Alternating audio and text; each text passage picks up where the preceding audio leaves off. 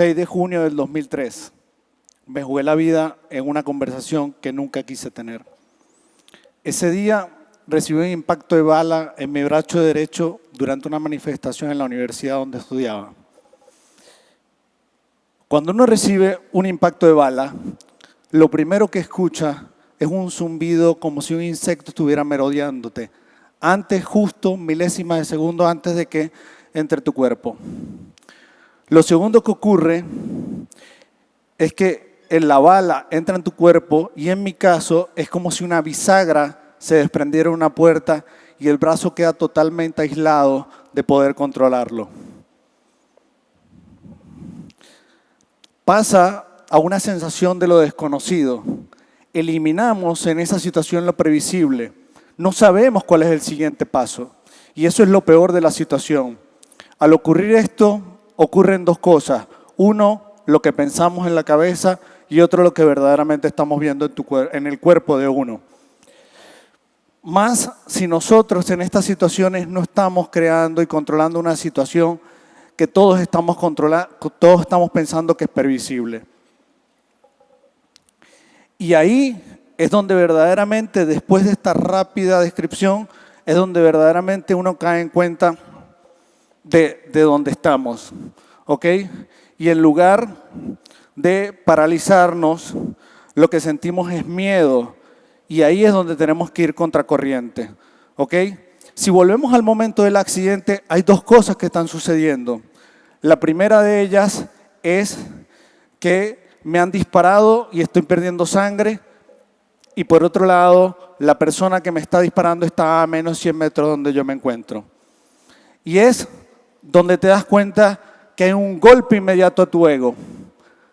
No sabemos verdaderamente lo que se siente cuando recibimos un impacto de bala y es donde sentimos verdaderamente que no somos autosuficientes.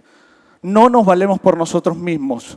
Somos verdaderamente dependientes de los demás y es ahí donde tenemos que tener ese sentido de humildad y de apoyo a los demás.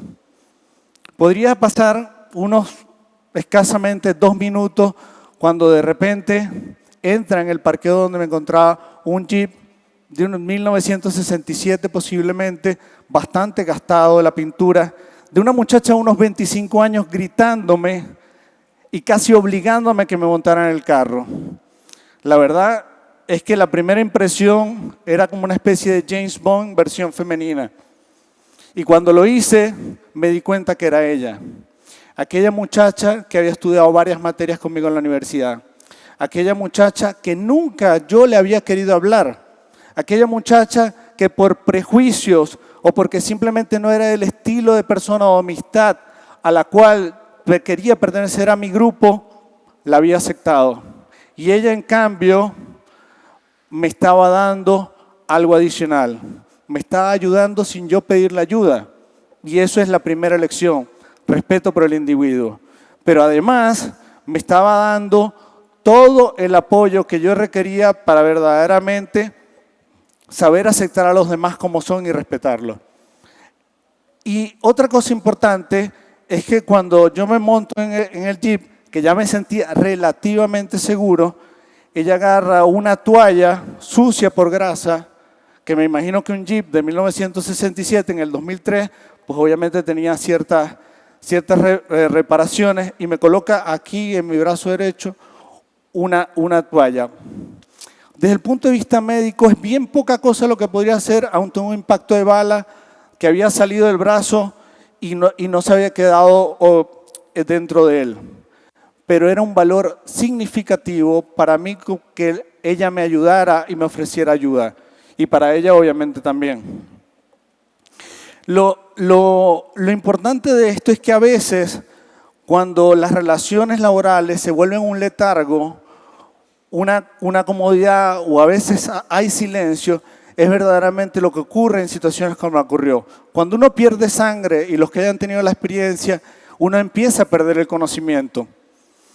Y uno se da cuenta de que verdaderamente es lo mismo con las relaciones laborales. Tiene uno que romper el miedo, tiene que hacer conversaciones sinceras y sobre todo llenas de abundante respeto. El segundo, hay dos cosas importantes en este trayecto camino al hospital. La primera era el orden de prioridades. Recuerdo que en el Jeep, en la parte de atrás, había una compañera de ella que cuando le pidieron, que le pedimos hacer una llamada telefónica, la muchacha simplemente dijo, es que se me acaba el saldo, mi celular es prepago. Imagínense el orden de prioridades que tenía esa persona ante una necesidad, ante un sentido de urgencia. Nosotros verdaderamente nuestra familia la ponemos en el lugar correcto, colocamos las prioridades laborales a nuestros empleados, a los asociados, en esa misma situación. Y la segunda es el tema de el sobredimensionar las cosas. Todos ustedes seguramente han visto una película donde el protagonista de la película, algún actor secundario, simplemente se empieza a tocar el cuerpo y se da cuenta que tiene otra herida en el cuerpo y que producto de la adrenalina no lo deja, no se da cuenta. Y es ahí donde yo empecé a tocarme porque recordaba las películas y me di cuenta que sobre mi pecho derecho había un roce con sangre.